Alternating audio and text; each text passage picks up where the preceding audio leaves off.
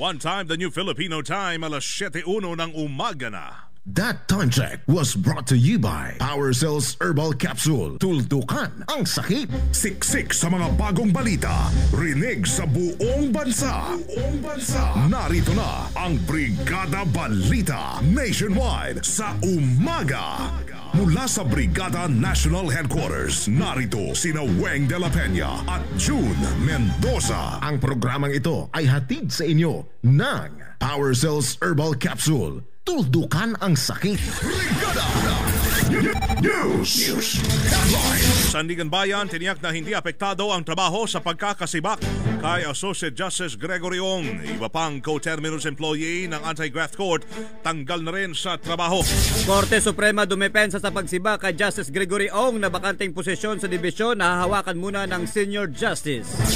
DOJ iimbestigahan ang nangyaring leakage sa ginagawang investigasyon ng NBI hinggil sa NFA extortion case. Pangulong Aquino walang pahinga pagkagaling sa 12-day Europe-US official trip.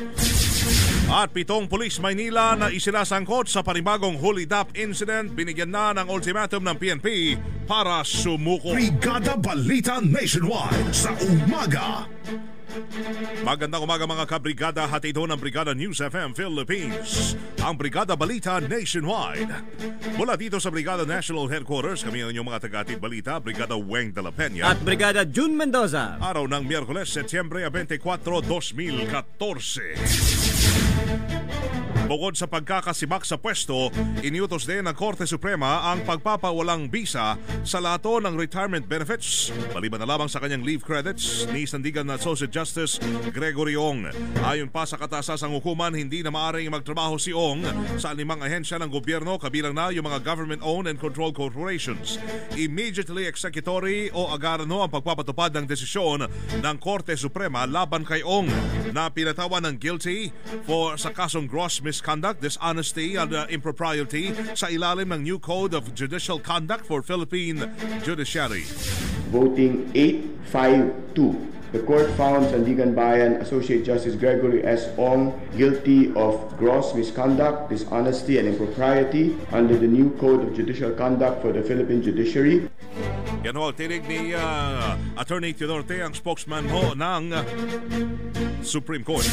Nakahanda manong ipatupad kaagad ng Sandigan Bayan ang dismissal order ng Supreme Court laban kay Associate Justice Gregory Ong matapos itong mahatulang guilty sa mga administrative charges. Gayunman nilinaw ni Anti-Graft Court spokesperson Attorney Renato Bucar na hindi pa pinal ang naturang ruling ng kataas-tasang hukuman at maaari pa rin anyang umapila rito ang maestrado sa loob ng 15 araw. Samantala kasama rin masisibak si Ong sa 3 mga staff members ito bilang mga coterminous members ng kanyang tanggapan. Kaugnay ito sinabi rin ng opisyal na walang legal effects sa mga kasong hinahawakan ng maestrado sa 4th Division dahil kaagad naman anya ito ipagpapatuloy ng most senior magistrate na si Justice Jose Hernandez. Tayo po ay live sa Brigada News FM Cagayan de Oro City sa 102.5 at Brigada News FM San Carlos City, Negros Occidental 89.3. Supreme Court dumepensa sa pagsibak kay Justice Gregory Ong. Nakabakanteng posisyon sa dibisyon, hahawakan muna ng Senior Justice. Si Brigada Bong Kagape sa detalye. Brigada Bong, i-brigada mo! Brigada Live Report. Binigyan din ngayon ng Korte Suprema ng pagkakadawit ng hudikatura sa issue ng multi-billion peso anomaly ang pangunahing dahilan ng pagkakasibak kay Sandigan Bayan Associate Justice Gregory Ong, kaya tinatulan nito ng guilty sa gross misconduct, dishonesty at impropriety.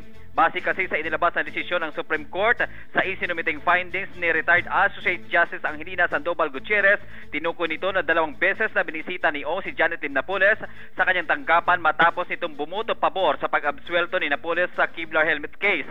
Sa natukoy ng mga ebidensya tulad na lamang ng 11 cheque galing kay Napoles na may 282,000 ay umabot ito ng kabuuang 3.1 million pesos, kahit malinaw na paglabag ito sa Section 1 Canon 4 ng New Code of Judicial Conduct. Samantala, kaagad naman nahahawakan ni Senior Associate Justice Jose Hernandez ang nabakating pwesto ni Ong sa 4th Division, habang si 3rd Division Associate Justice Alex Queros naman ang magiging 3rd senior member ng 4th Division. Kaugnay nito, may 15 araw pa ang nasibak na maestrado para mag-apila sa naturang desisyon. Para sa Brigada Balita Nationwide, Brigada Bong Kagape, Brigada News. Samantala, binagyang diin ngayon ni Department of Justice sa Secretary Laila De Lima na wala pang pina sa ginagawang investigasyon ng NBI hinggil sa sinasabing extortion try ng isang opisyal ng National Food Authority. Una rito lumabas ang report na sinasabing inirekomenda na ng ahensya ang pagsasampa ng kaso laban kay NFA Administrator Arthur Juan dahil sa sinasabing pangingikil nito ng 15 million peso mula sa isang rice trader. Pero ayon kay De Lima, hindi pa tapos ang investigasyon sa issue kung kahit wala pa anyang rekomendasyon na bubuo rito ang kanyang tanggapan. Kaugnay nito ipinagutos na rin ng kalihim ang investigasyon kung saan nanggaling ang sinasabing leaked information tungkol sa naturang trabaho ng NBI. Siksik sa mga bagong balita. Brigada Balita Nationwide. Ang Pangulong Noynoy Aquino walang pahinga. Pagkagaling ho sa 12-day Europe-US official trip. Brigada Leo Navarro sa Maliktem sa detalye. Brigada Leo, i-brigada mo! Brigada! Agad na sasabak sa trabaho at hindi magpapahinga si Pangulong Noynoy Aquino pagdating niya sa bansa mula sa 12 araw na Europe-US official trip nito. Sinabi ni Presidential Spokesman Edwin Lasierda na nasilip na niya ang schedule ng Pangulo para sa susunod na linggo pero wala itong oras para magpahinga man lamang maliban sa weekend. Ayon kay Lasierda, ang Pangulo ang pinakaabala sa buong delegasyon ng Pilipinas sa halos 2 linggong biyahe kaya mabuting na taon ang uwi nito sa weekend upang kahit papaano ay hindi naman magiging masyadong mahigpit ang schedule nito. Kinumpirma naman ni Lasierda na magkakaroon ng arrival statement ang Pangulo kung saan inaasahang ire-report niya sa bayan ang mga accomplishments sa biyahe nito bilang pasalubong sa sambayanan. Report mula sa Malacanang para sa Brigada Balita Nationwide, Brigada Leo Navarro Maliktem, Brigada News.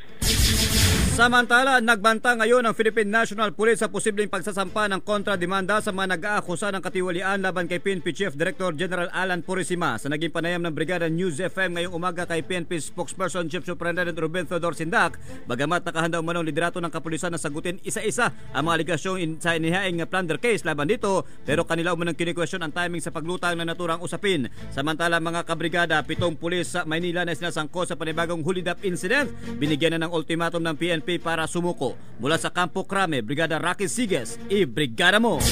Brigada Live! Binigyan na ng ultimatum ng Philippine National Police ang 7 pulis Maynila na inireklamo ng pangungutong ng isang Pakistani. Ito'y matapos na hindi na mag-report ang mga ito sa kanilang opisina matapos ang naturang insidente. Ayon kay Manila Police District Director Roland Asuncion, ipinag-utos na niya ang pag-aresto sa nasabing mga pulis na pawang nakatalaga sa Anti-Carnapping and Hijacking Unit or ANCAR. Dagdag pa ni Asuncion na wala pa rin naman silang natatanggap na surrender fillers mula sa grupo. Kabilang sa inireklamo ng hepe ang hepe ng ANCAR na si Senior Inspector Romel Hiniblazo at ang mga tauhang sina Senior Police Officer 1 Michael Dingding, Senior Police Officer 1 Jerry Rivera, Senior Police Officer 1 Jayan Pertubos, Senior Police Officer 1 Jonathan Moreno, Police Officer 2 Renato Ochinang at Police Officer 2 Marvin de la Cruz.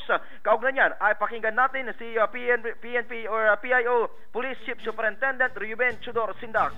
Patuloy na imbestigahan ng PNP at anumang kalalabas sa investigasyon ay siyempre maharap sila sa kaukulang consequence o penalty. At patuloy itong hinahanap nila. Meron na silang mga tracker teams na nagkakandak ng manhunt operation.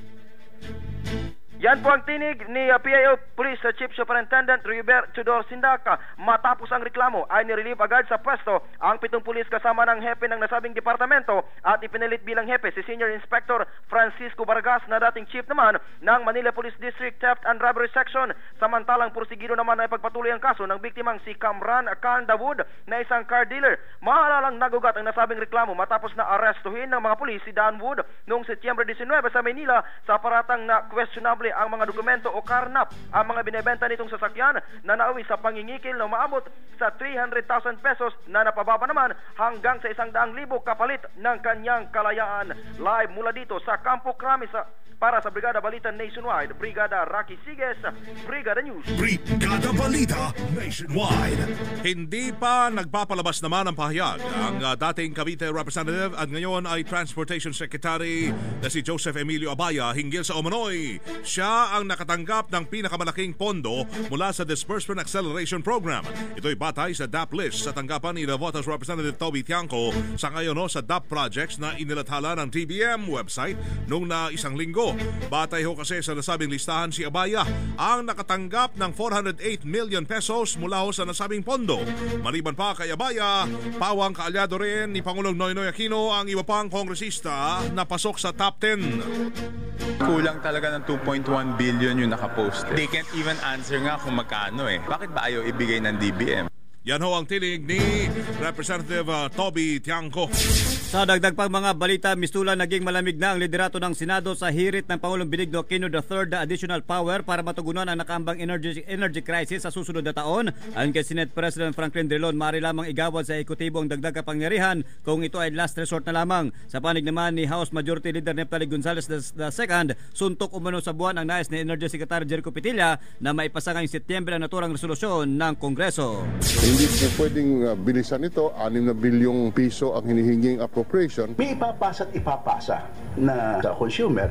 Yun lang inaalam namin na hindi naman masyado masaktan. Pero hindi, huwag expect ng mga tao na libre to dahil hindi pa pwede maging libre. Ang sunurang tinig po ni Senate President Franklin Drilon at House Majority Leader Neftali Gonzales. Ating panguling balita ho, tila hindi na nga titigil pa ang mga nag-akusa laban kay Vice President Jejo Marbinay at kanyang pamilya hinggil sa kontrobersyal na Makati City Building 2 hanggat hindi ito napapatalsik sa pwesto. Ito'y dahil may bagong testigo na naman na ihaharap bukas sa pagdinig ng Senate Blue Ribbon Subcommittee.